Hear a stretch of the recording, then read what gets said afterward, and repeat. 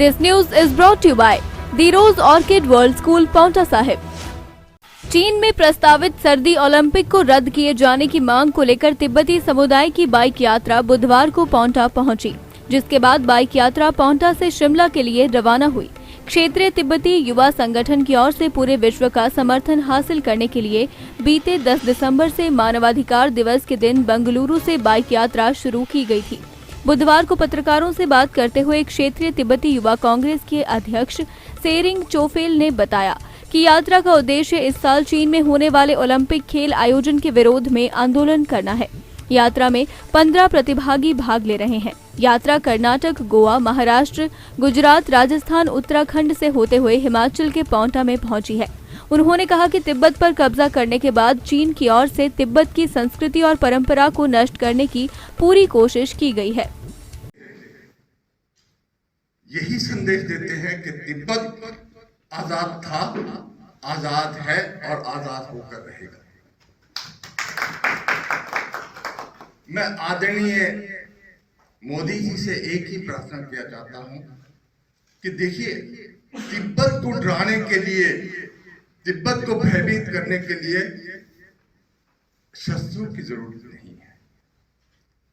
तिब्बत को सिर्फ एक ही चीज डरा सकती है, और वो 3 चीजें मैं मांगता हूं मोदी जी आपसे, प्रेस के माध्यम से, प्रेस के मेरे साथी भी हैं, कि पहला, पूज्य दलाई लामा जी को, जो आज धर्मनिरपेक्ष मानव जाति की सेवा करने के लिए अपने आप को समर्पित हैं, उन्हें भारत रत्न से सम्मानित किया जाए।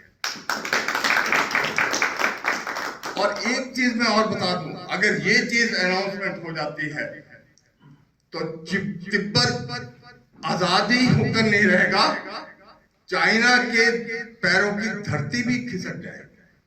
क्यों? क्योंकि आज विश्व जो है वो आप लोगों के समर्थन में खड़ा है, लेकिन थोड़े सा अफसोस होता है कि हमारा भारत ही सोया हुआ है। और दूसरा,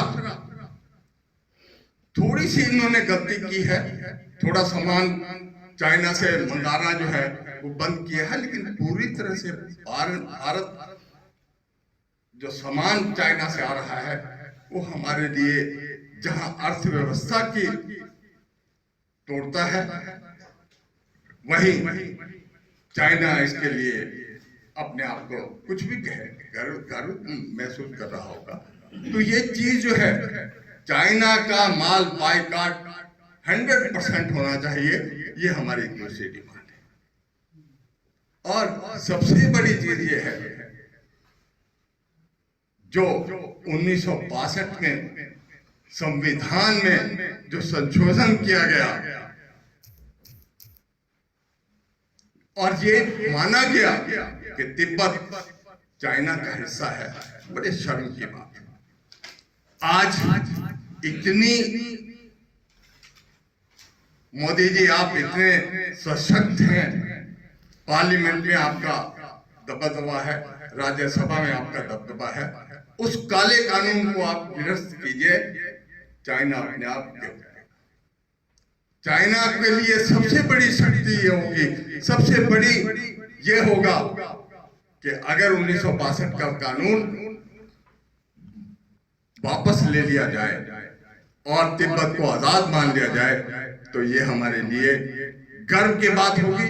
और मोदी जी, आपका नाम स्वर्ण अक्षरों में इतिहास के पन्नों पे नजर आएगा, जहां ये सारी बातें।